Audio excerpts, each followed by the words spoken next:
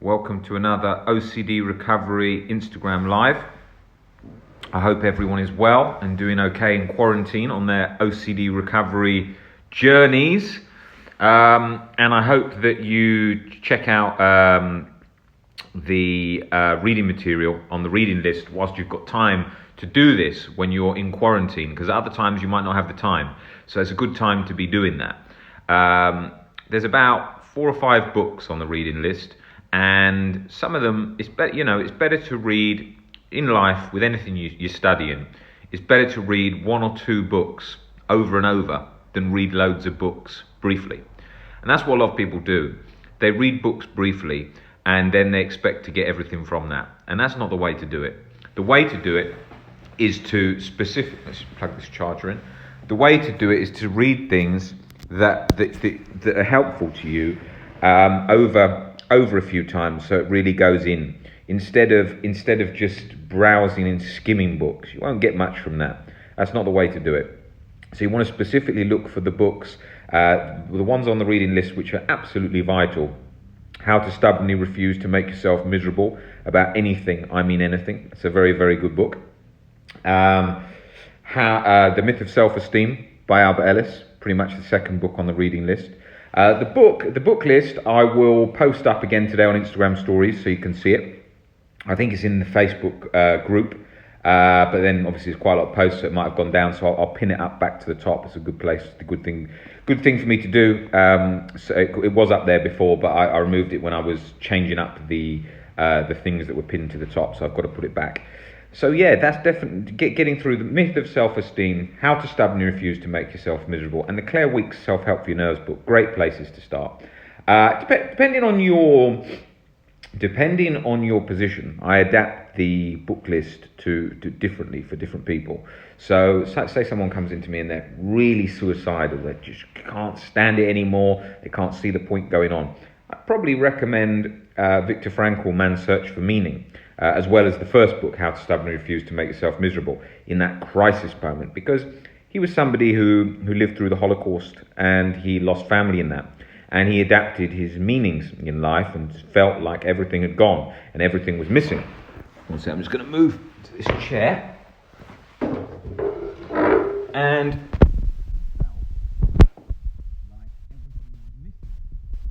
from his life when he when obviously he lost his family, as I could imagine that kind of situation would feel like, because if you did lose your whole family in a situation, I imagine that would change a lot of your life perspectives very, very quickly. And I think, so let me move this charger lead. That is the problem with my life, moving charger leads that break during calls. So yeah, he would have, you'd have had to change so much of his perspective so quickly in that time. And it would have been very difficult. And as he says from the Holocaust, lots of people lost hope very, very quickly. And when they lost hope, things went downhill very quickly, as he points out. So it's about finding meaning in anything. If you suffer very hard consequences, different things in life, like maybe losing a leg or maybe having a terrible disease or anything, you can find meaning. You might not be able to do some of the things that you wanted to do had you not been in that situation, but you can do other things that you may have not thought of until that came along. So, for example, is like me with OCD and what I do. Had I not had OCD, I don't think I would be running a page on and a business on OCD. That wouldn't be something that many people would probably set up if they hadn't had OCD, and they certainly wouldn't be able to give that insight without having OCD. That's what this page is all about, giving that real insight from my journey, from everything that I've seen, everything I've experienced, and all the thousands of people over the years that I've been doing this, working with. And so I think that's very, very important to think of what you can gain from anything.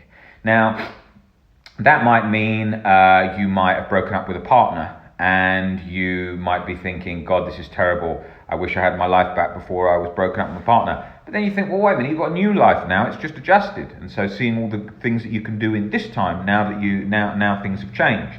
So that's important. Or anything. It could be maybe you've lost your job, maybe you've even gone bankrupt, or whatever. You can think of different things and see and observe different things that are now available to you in this situation that you didn't have before. So I think that's very important.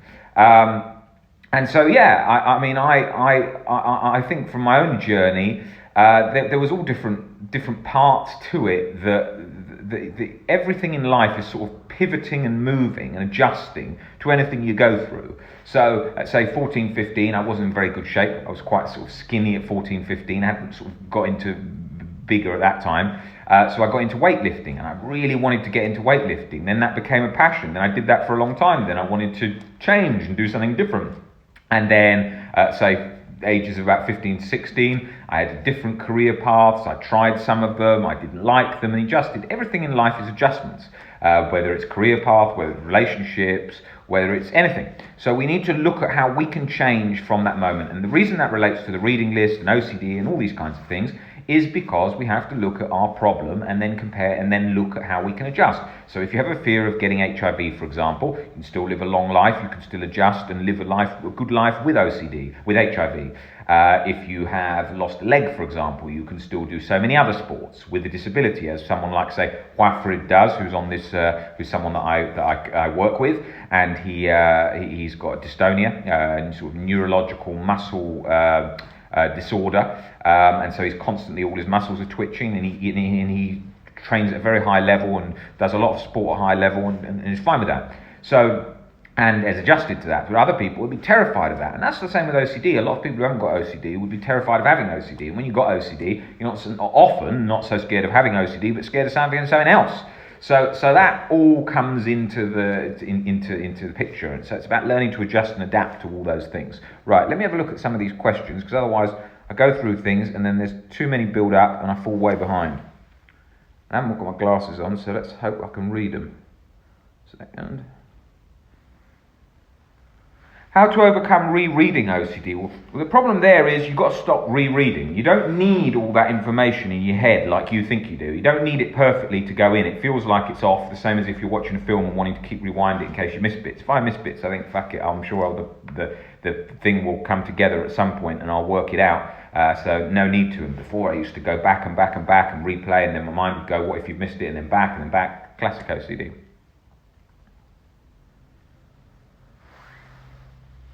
Overcoming sensory motor OCD techniques. I will cover that in its own YouTube video. I've been doing a great job making myself miserable during these crazy times. Yeah, well, it's very easy to make yourself miserable with OCD, and that's why that book, How to Stubbornly Refuse to Make Yourself Not Miserable, is a very, very good place for you to start. Are you doing Q&A? Yes. Send them in. That's right, I like it. It's a very positive perspective, and I agree with it. Thank you, Yam, from Israel. Is it normal to procrastinate on compulsions? Normal to procrastinate on anything? What has helped you the most? Changing my perspective on things in life and seeing that I control my view and perception of things. If I wasn't having OCD, I wouldn't be who I am today. I wouldn't be as strong as I am, maybe. That's very true. I certainly wouldn't have all these perspectives if it wasn't for OCD. I'm sure I'd be very, very rigid, very different person before I had OCD and going through this journey. Very rigid, very short-sighted on a lot of things, very focused on irrelevant things, big time. I just ordered How to Stop Making Yourself Miserable. Good.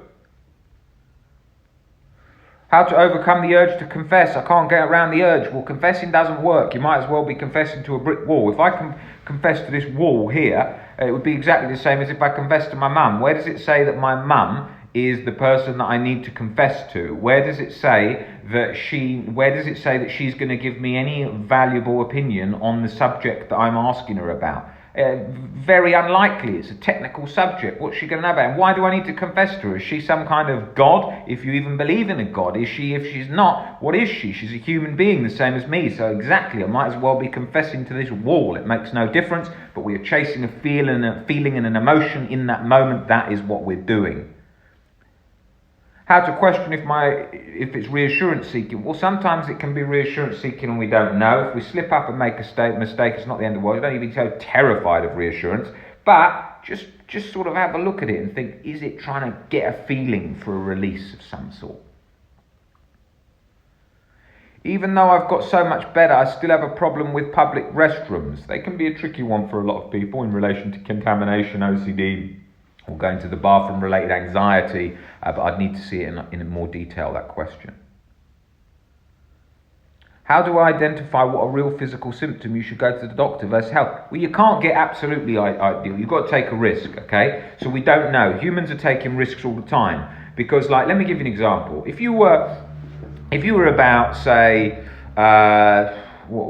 say 8 years old, playing in the garden. I grew up over in Spain, and so you'd get bitten by mosquitoes in the garden in the evening, and I'd be interested in how big I could get the lump on my arm by scratching it 8 years old, because I was a kid, I did stupid things. Now, that's not ideal, and that's not an advisable thing, but I didn't think that. Or if I got a pain in my chest, anything, pain anywhere, I thought, so what? I'd have rolled with it until I was like really needing to tell my mum I was super ill. So that was sort of more or less how I gauge it a lot of the time. If you're going for every little thing, it becomes a problem. You've got to go within reason. You've got to get yourself tested for things that are obvious concerns. But you've got to draw it up. You're not always going to be 100% sure. You're not always going to know. Sometimes you're going to know. Sometimes you're not going to know. And you've just got to roll with that. It's difficult to be able to gauge it. But I can definitely see a difference in my life. When I had OCD, I was going to the doctor twice a week, 3 times a week. And now I probably go once a year, if that. So it's a big difference.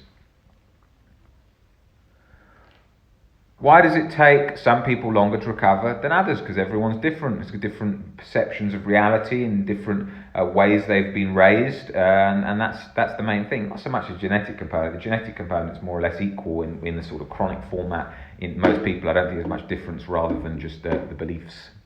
How do you know if it's a relationship, OCD, or the wrong relationship? You don't. You won't be able to get certainty on that. A rough enough idea. Don't go leaving to try and get a feeling to feel like you'll get relief or that will be the right thing. You can't. Your gut's been hijacked, so it is tricky. You've got to go with uncertainty. Go along with the rough idea of what you think. But if your rough idea is like, I've got to leave now, I think I do, I think that is the right thing, you've got to weigh that up. Were you happy before? Have you been going along all right overall? It's tricky. I'll cover it in a whole YouTube video specific to that. Can attention to stomach create indigestion? Absolutely. Stomach problems are one of my main OCD things. I used to constantly have problems, gastroesophageal reflux disorder, stomach pains, everything related to stomach, concentrated in there. Because the stomach is sensitive with the nerves from anxiety. Whereas with the arm, so the bicep doesn't contract if you're anxious, but the stomach is more sensitive to that, because obviously it has to tell us if we're hungry, if we're full and stuff like that, whereas the bicep doesn't have to do all that. How to overcome rechecking OCD while preparing your notes for exams? Well, you've got to take the risk that maybe you've made a mistake. You've got to check them once or something like that, but then you've just got to leave it. If you make a mistake, so be it. Failing exams, not the end of the world. It feels like it to the person taking them at the time, but in the scheme of things, it doesn't. None of my exam results had any had any relevance to any of my careers so far, and I'm 34, and it's never come into that factor. Education is obviously beneficial, but it never played a part in my career development. Rob, what you just said is exactly my situation. I always feel like I have to tell my mum because she has to know if something goes wrong. She doesn't.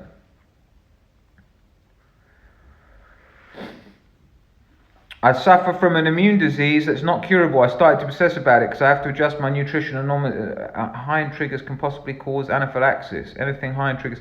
Yeah, well,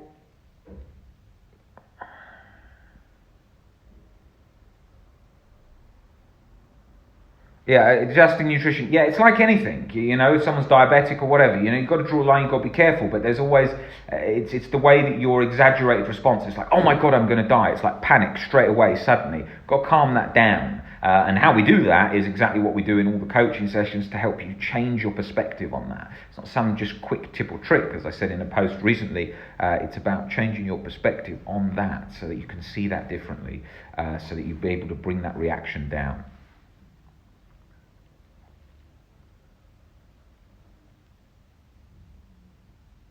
Is there any tools to recognise if the nausea is coming from anxiety or if it's a real stomach flu? Well, I imagine you're scared of stomach flu, aren't you? Answer that question. How to get help when in an appointment in the GP they assume my compulsions were OCD or counting, told them I was actually experiencing and they seemed confused. Well, yeah, the problem and what this page is all about is very few people do understand OCD. You often have to educate a lot of the people who are trying to help you because they don't understand it, which isn't very beneficial when you're trying to recover. But in the sort of medical setting, often you do have to explain it to give them a few hints into which direction to go, unfortunately. You want to get someone who really understands OCD, but obviously if you're in your doctors and they don't understand what, say, POCD is, for example, giving them a heads up about that or whatever can help out.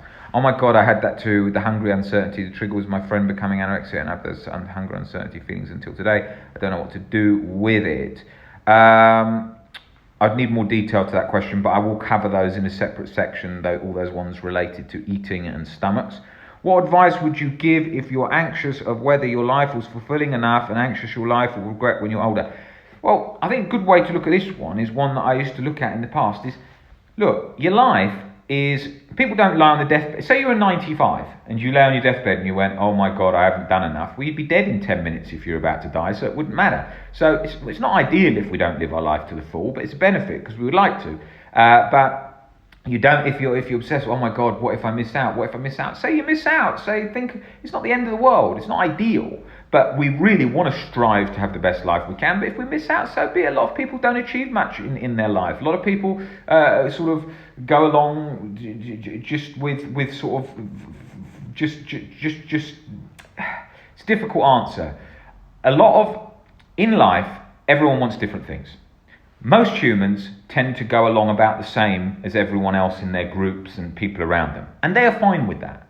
Some other people want to achieve much more than that. But then coming with that might be isolation, might be extremely hard work, stress, burnout, sensations, whatever. So you have to choose a balance of what works for you.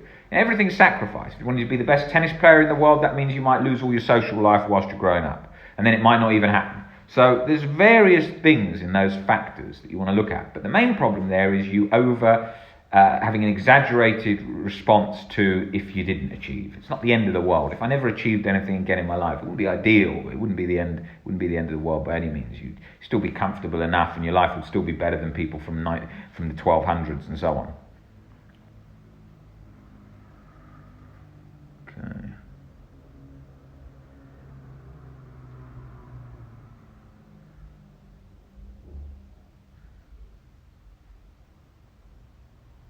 Are you a psychologist or psychiatrist? No, I am not. Is it OCD when you are in vehicle and sudden fear of accident thought comes to mind, but anxiety is like upcoming catastrophe, like not the OCD type?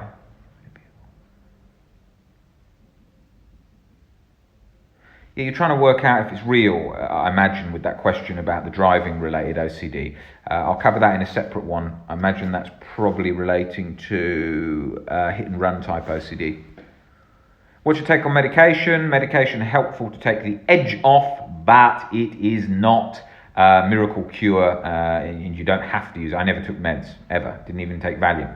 And if you follow this page and see my journey, you'll understand my thoughts on medication and changing our perspectives on life and so on. And I didn't need medication, but some people do, and some people it's very helpful for. And I've seen some people turn their lives completely around with the medication's help. So it's very helpful for many. I'm always afraid to tell my therapist, forget to tell my therapist important information. I used to be like that. I used to constantly keep notes, so many bloody notes for my sessions of what if I forget this, but it was all to do with fear that I missed something and then would be staying stuck forever. How do I talk to my therapist about POCD? Just talk to them about it and see what happens. Have OCD and fear of saying certain words. Okay, thanks Rob. I'll write about it in the group because it's quite long. How to deal with telling your friends about your intrusive thoughts. Well, maybe they'll accept it, maybe they won't, maybe they'll understand, maybe they won't. You can choose whether to speak to them. People often say to me, shall I tell a first date that I've got OCD? I always say no, because why do you need to put all that on the table? You wouldn't go into a date and say to somebody, "Hi, I just want to tell you I broke up with my ex because I did such and such." You wouldn't say that. So you go into your date and you, like a job interview, you're putting on your best presentation. Now, some people would say, well, it's nice to be honest and show about OCD and it's nothing to hide. Then there's no problem, that's fine. But I imagine that usually people do tend to back away in most cases if they don't know you enough yet, if it's too forward. So I always think it's best to reserve it a bit till you get to know somebody. Same as with anything in life, you don't need to sort of put it all out on the table straight away.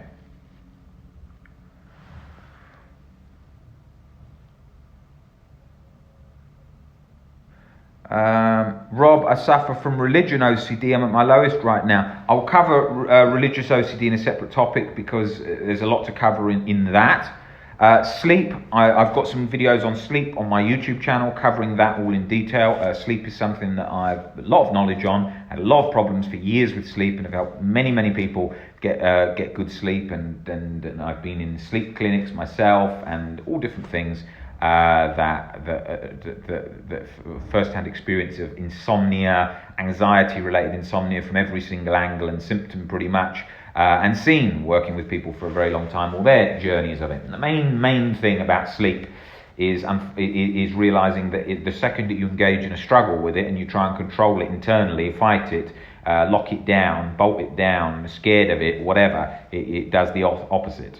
And then the sleep hygiene tips then become a problem because then they're sort of pulling away, they're sort of reinforcing the negative cycle of I need to go to sleep, I need to get right in the right mind to sleep, and then you've lost the struggle with sleep. If you're trying to go to sleep, you've lost it.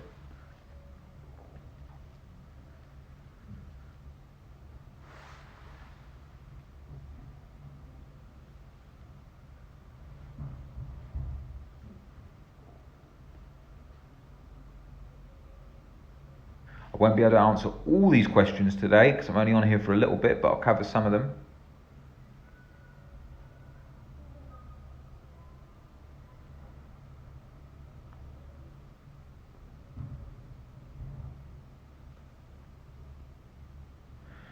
Feel the need to confess to people that I feel like I've betrayed. Well, the problem with that is you're just basically going to go around feeling that you've betrayed. There's so many people that you're going to have to say that you've betrayed, and you're going to have to go and find them, and that becomes a nightmare because it's going to constantly tell you that. So unless it's like a thing right in front of you that's just happened, and you think you need to confess right now, in that situation we could weigh it up and think, okay, it would be a benefit, but you never need to confess. It's a choice. But if it's obviously the nature of your theme of OCD and you're going around confessing all the time, well, that's becoming a problem. So you don't want to keep doing that. You've got to take the risk that maybe you didn't confess, maybe you did a wrong thing and you didn't tell them, and maybe they won't be very happy with that, and maybe in your mind you think I should have, but you can accept yourself even though you feel you should have and you made a mistake, because learning to accept mistakes and learning to accept fallibility, learning to accept yourself and even when you make mistakes is a key part. Let's plug this phone back in. It's bloody got any battery at all. Is a key part of OCD recovery. If you can't make any mistakes and you're so scared of making them and won't have a single error internally that you think, then OCD is just going to latch to that 24/7. Okay guys, great to see you all on here. I will be back on soon for another Instagram live and I will speak to you then. Alright guys, see you later.